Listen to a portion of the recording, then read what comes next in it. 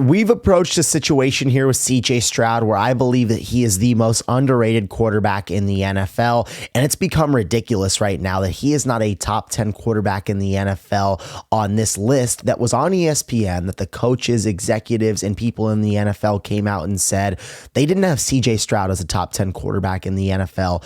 I have a massive problem with this. I have been very complimentary of Stroud in his first 2 years in the NFL. He's absolutely lit it up, and I understand that this Texans situation wasn't ideal last year. There was a lot of injuries. His offensive line wasn't great. So ultimately, Stroud's stats didn't stack up with guys of the likes of Baker Mayfield, Jared Goff, whoever.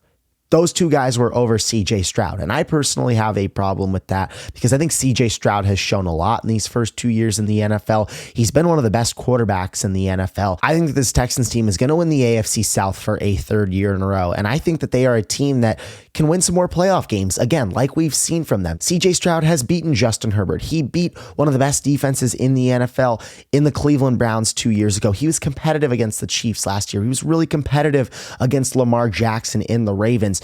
You have so many great quarterbacks in the AFC, and you get to this pecking order almost where it's like, okay, we understand Patrick Mahomes is up here, and then it's Joe Burrow, I would say, on that tier 2 level in terms of winning in the postseason. You got Mahomes, you got Burrow. Burrow's the only quarterback that's been able to beat Mahomes in the postseason out of the AFC. Then I think you have another tier under that where you have Josh Allen, you have Lamar Jackson. I think you can throw CJ Stroud in that mix. And then another tier under that is like your Justin Herberts, your Tua Tagovailoas, everybody else.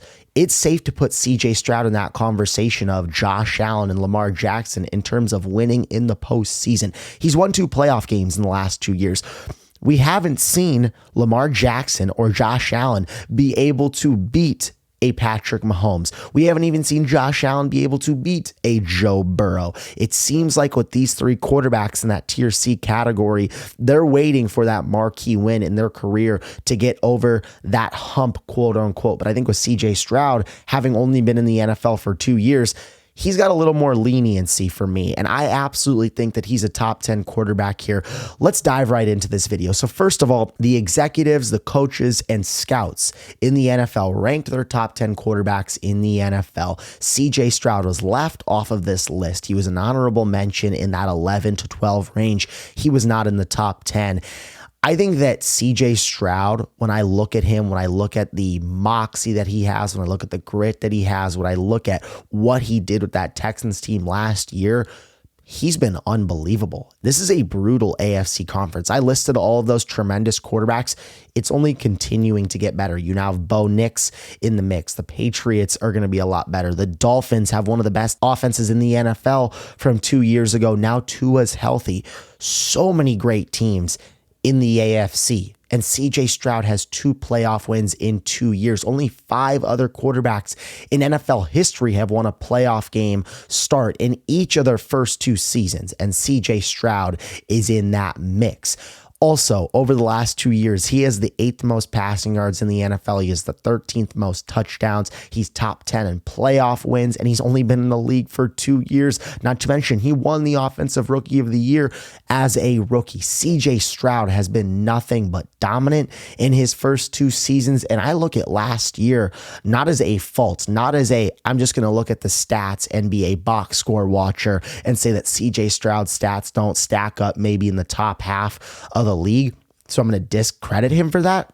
Absolutely not. I'm taking the exact opposite route in my opinion. Let's look at the offense first of all that CJ Stroud had to will to the postseason and win a playoff game and stay competitive with the Kansas City Chiefs. First of all, this offensive line gave up the 3rd most sacks in the NFL, and it was really, really bad in the playoffs, specifically in that Chiefs game. CJ Stroud was running for his life. Second of all, Stephon Diggs, their number 1 receiver, arguably tore his ACL halfway through the year, lost probably his best target on the outside of Nico Collins, and then Tank Dell virtually tore everything in his knee, and he might miss the entirety of this year. So Stroud loses 2 of his top 3 targets on the outside, and it's really just up to Nico Collins to try and turn this offense around.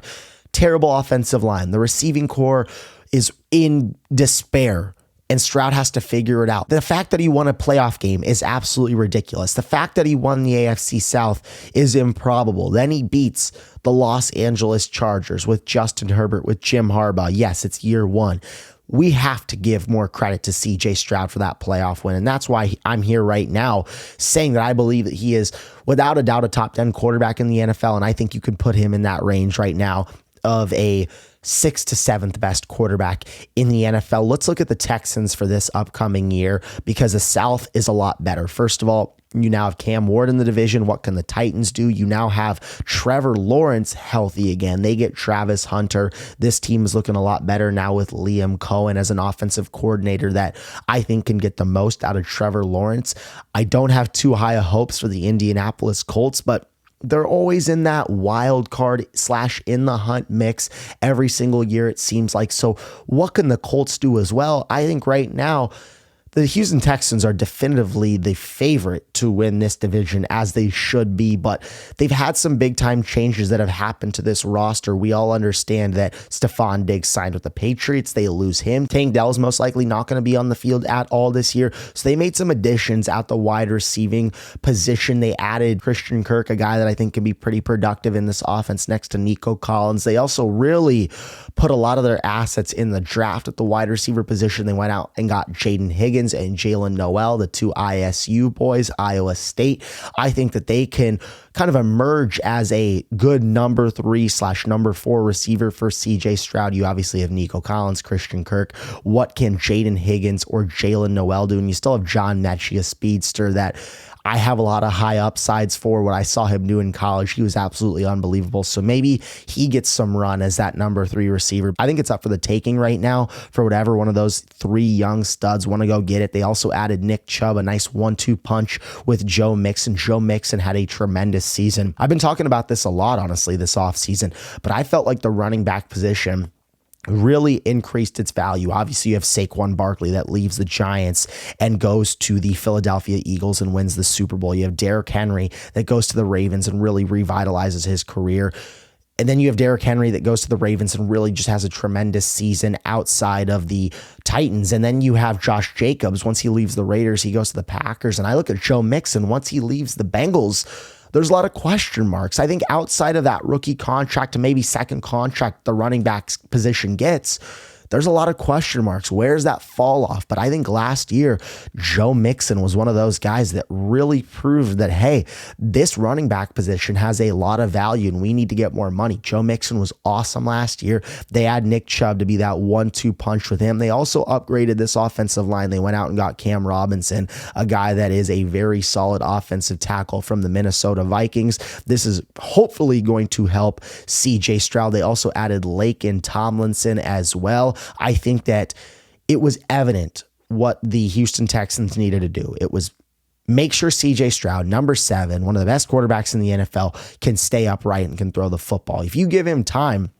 he's one of the best QBs in the league. This Texans team is going to win a lot more football games. So I'm not as worried about the loss of weapons as I am, heck yeah, this offense really looks good up front now, and they're going to be able to protect CJ Stroud. This defense really showed some big time strides last year. Will Anderson Jr.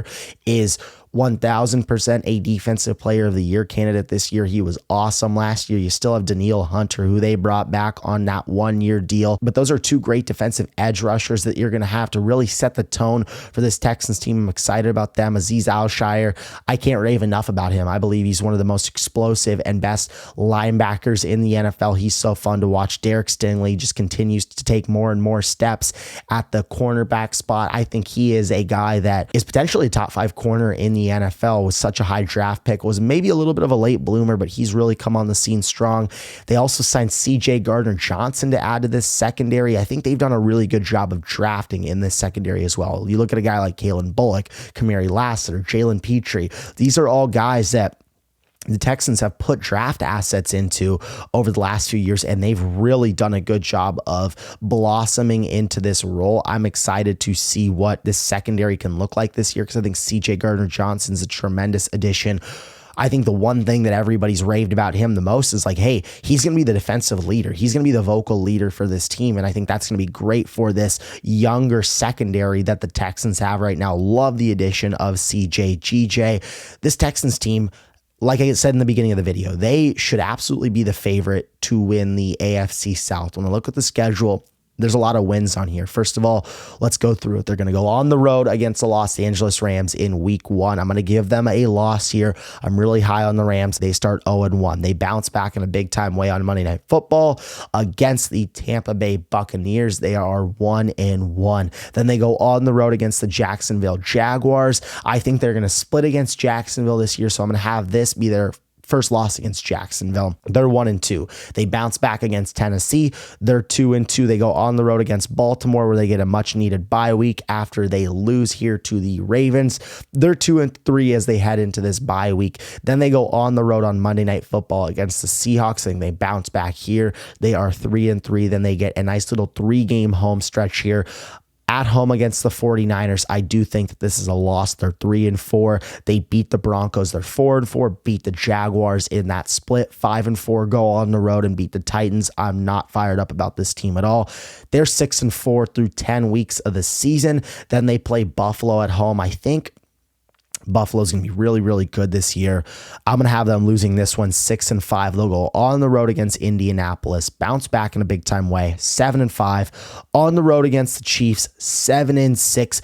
They've got to take care of business in the last 4 games of the season here, and that's exactly what I think they're going to do. At home against the Cardinals, at home against the Raiders, they take care of business here. They are 9-6, and as long as they split against the Chargers and Colts, they finish 10-7. I think they lose against the Chargers, beat the Colts. 10-7 is absolutely fair. Let's say that they split against the Colts, but they pull off an upset. I could see them beating the Chargers. They beat the Bills last season. I could see them beating the Niners. This is a Texans team that right now at the kind of the middle where I believe they're going to be, I think they're 10-7. I think at their ceiling, I think they can win 12 games. I see them absolutely making the playoffs. I think maybe at their floor, they win 9 games. I just don't think the division's good enough. I think they're going to be much improved. I'm very high on this Texans team. I think CJ Stroud is definitively the 6th or 7th best quarterback in the NFL. The fact that he's not top 10 is garbage to me. I think that this Texans team will win the AFC South. They take another big step forward this year, and they maybe enter this conversation of the Ravens and Bills in that AFC to try and knock off the Kansas City Chiefs and Patrick Mahomes, as hard as that is to do. I'm Caden Kubler, and thank you guys for watching.